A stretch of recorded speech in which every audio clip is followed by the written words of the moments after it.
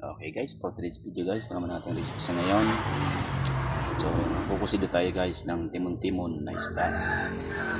So, naglagay na tayo dyan guys ng mga pampalasa. Sibuyas, bawang, kamatis, luya. Tapos ito ating sasahog. Yan, talbos ng kamuti. Kamuting pula. So, yan yung isda natin. Timon-timon. Ayan guys. Siya. Yan. So, ilalagay natin yung isda pag kumulo na yung tubig para hindi masyadong malansa. So, kalamansi pala guys ang gamitin natin pang asim para mas lalong malasa siya. Hindi tayo ng kalamansi.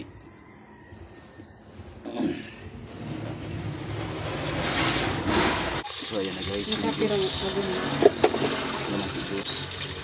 So, nag-create tayo ng isang piraso para sa ganito.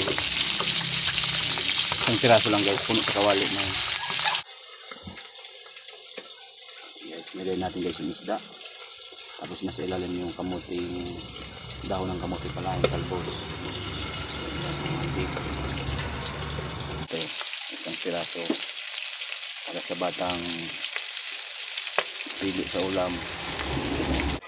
And guys, luto na. Okay, so dito lang tayo. So don't forget to follow. Please like and share and subscribe mga aking YouTube channel, Bitch Vlog, and also my Facebook page, Muslex Vlog. Dito rin, luto na siya. Yan.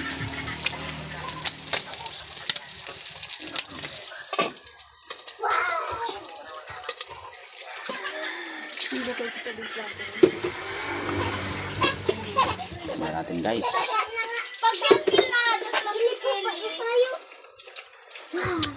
Ito na.